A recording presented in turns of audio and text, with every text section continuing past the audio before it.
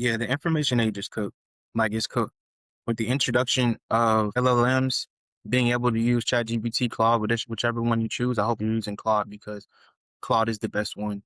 But with the introduction of large language models and AI in general, the information age is over with.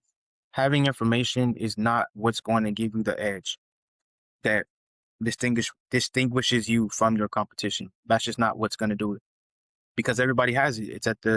It's at your fingertips, and even more so than it has been in the past with just the regular internet. So that's not what's going to give you an edge and allow you to become the person that you need to be because everybody has it. Most people know what societies run this country, what affects inflation, the cost of living is rising. Most people who are paying a little bit of attention in life understand that these things are what's moving them, like what's making the world go round. However, the thing that nobody else is doing with that information is what we're here to discuss today. So if you clicked on this video, I'm glad you clicked on it because this is a topic that nobody's talking about and one that needs to be hammered home into our generation and the people coming forward. So let's go ahead and talk about that. Um, like I said, we live in the most informed generation ever. You can learn anything you want, and most of the time you can learn it directly from the people you want to learn it from. Even 10 years ago, 20 years ago, 30 years ago, that wasn't even something that was available to people.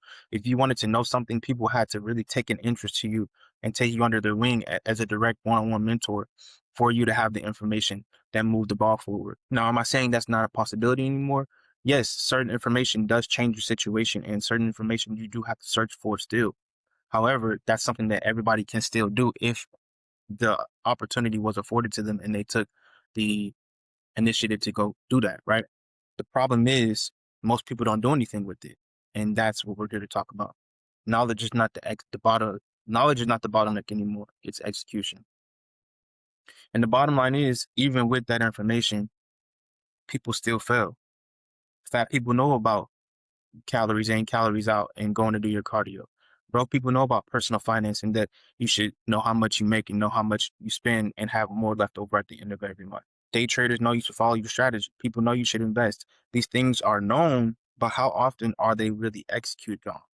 And why aren't people executing on these things that are supposed to move the ball forward? Why isn't that happening? Why, if I gave you the answers to a test, why aren't you using those answers in order to move forward, right? It seems so simple. And looking back on it, it will seem simple, but people aren't doing it. Why? And that is what I'm here to build the foundation of my channel on.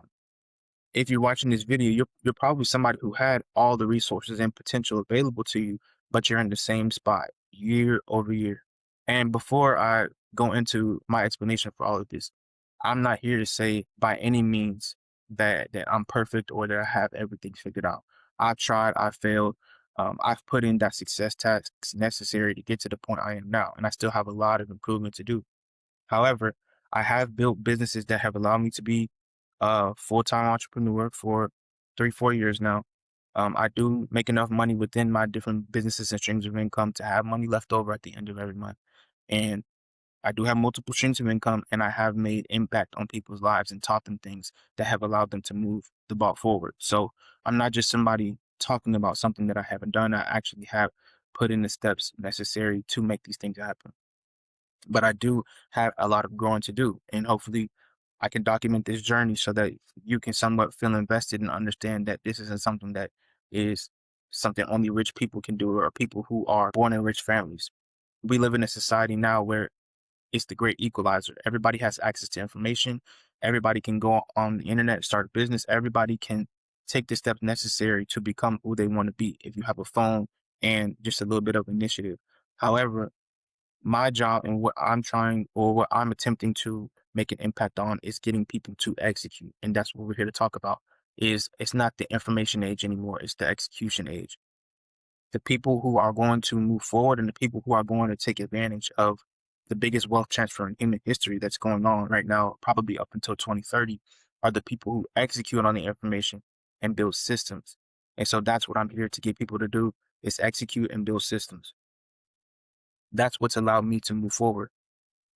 So when we say systems, right? What are systems? You hear that word thrown around a lot. And basically, to dumb it down to the two most easiest things that people can understand, is systems is two things. Number one, it's documenting the factors in your life that are going to move the ball forward. Usually, it's how much money you made in a day, how much time you spent on the skill that you're trying to acquire, and things of that nature, things that you need to do to move the ball forward.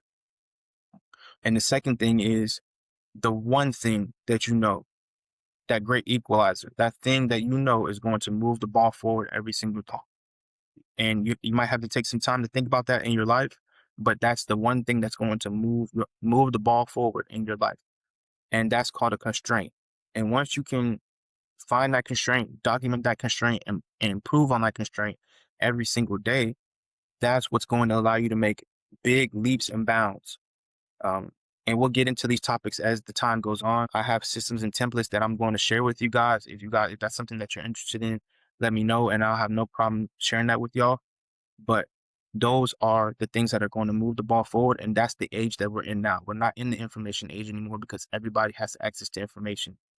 It's not the information age. What it is now is the execution age. Are you going to take the information that you get, execute, and come back and refine that over and over and over again? That is the age that we're in now. So that's just the point that I want to get to you guys out for today. But the last couple of things I want to leave you with are, why are people not taking advantage of the information that they have? Why do we have access to the most information that people have had in human history, the most opportunity that people have had in human history, and people are still deciding to stay the same? We have to explore that question and understand why that's happening, right? And so I have two main points. I think the main reason for that is because people are scared of who they could become.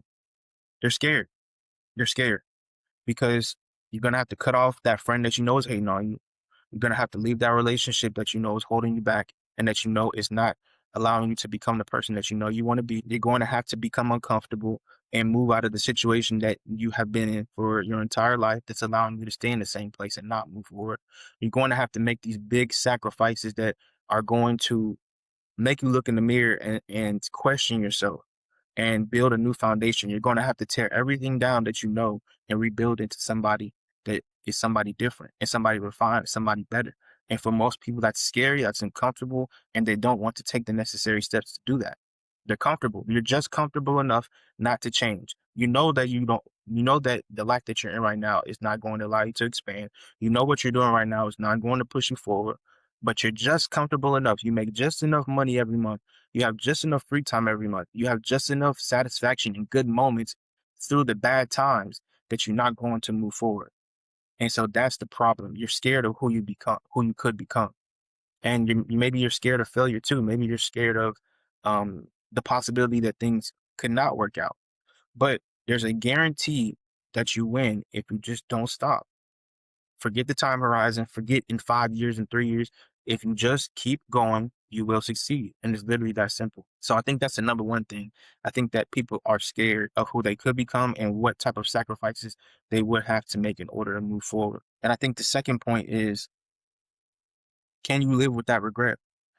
In 20 years, when you're sitting down with your children, and because they've moved everything over to digital currency, because the wealth transfer has happened, and it's harder for you to move forward, and it's harder for you to take advantage of that wealth transfer because they've already moved all of the money over to new system. Can you have that conversation with your children and explain to them why you didn't take advantage of the opportunities that were afforded to you in this age that were so unique, so new? Can you live with that regret? Can you explain to your children why you didn't take advantage of that? Can you look in the mirror after this wealth transfer has happened and say that I'm okay with the fact that I didn't take advantage of the opportunities that were afforded to me at that time when I was young, when I was able to still take those risks, when I didn't have so much responsibility, when I could go back to zero, reinvest into everything, and still live and have low expenses and take advantage of that?